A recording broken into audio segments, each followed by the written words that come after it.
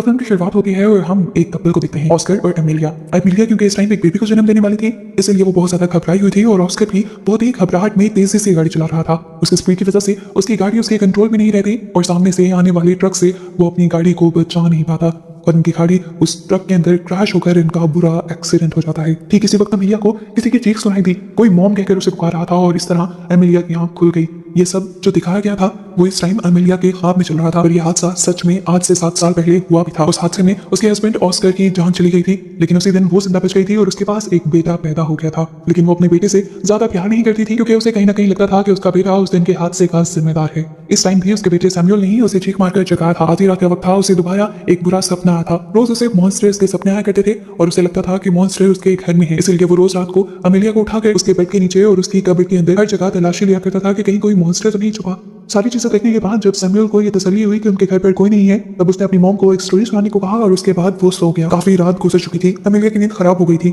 सुबह उसे काम पर भी जाना था, वो सिर्फ कुछ ही घंटे सो पाई। ये सब आज पहली मर्तबा नहीं हो रहा था, पिछले कई हफ्तों से ये सब कुछ चल रहा था और एमिलिया पिछले कई हफ्तों से सही तरह सोई भी नहीं थी। आज सुबह भी उसकी आंख अचानक किसी चीज के टूटने की आवाज से खुली। नीचे जाकर देखा तो सामने की विंडो टूटी हुई थी और वो भी सैमुअल की शरारत थी। वो गुस्से में सैमुअल की तरफ दिखती है तो सैमुअल अपनी सफाई देने लगता है और कहता है, मॉम देखिए, मैंने मॉन्स्टर को मारने के लिए एक नया वेपन भी बना लिया है। उसकी इस हरकत से एमिलिया बहुत ज्यादा चिढ़ जाती है क्योंकि उसका ये मॉन्स्टर का ऑब्सेशन बहुत ज्यादा बढ़ता जा रहा था और वो इन चीजों से तंग आ चुकी थी। खैर अब वो उसे लेकर यहाँ से निकलती है और अपनी बहन से मिलने के लिए